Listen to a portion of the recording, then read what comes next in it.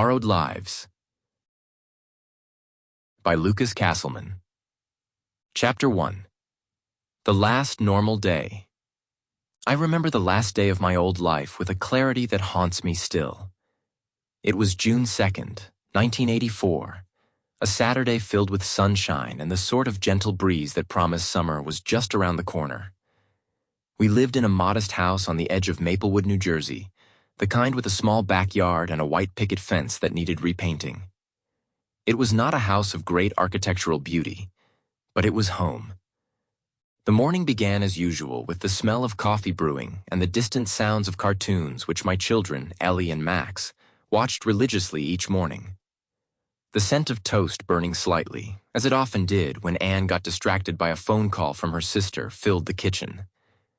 I remember smiling as I scraped the blackened edges over the sink, watching the birds peck at seeds in the feeder outside the window. "Mike, can you take the kids out for a bit today?" Anne had asked, her voice half muffled by the receiver pressed against her shoulder.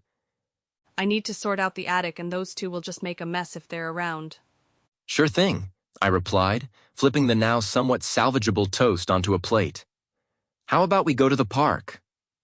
Maybe grab some ice cream." Max's cheer from the living room and Ellie's enthusiastic agreement from where she sat at the kitchen table settled it. The day was set for simple pleasures.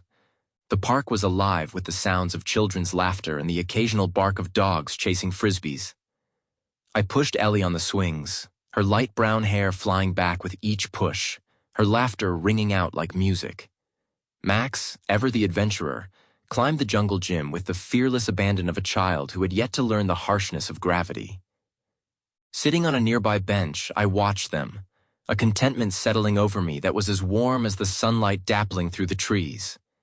This was life, I thought. This was what mattered. We had ice cream from the cart that always parked by the park's west gate. Ellie chose chocolate, Max went for strawberry, and I had my usual vanilla.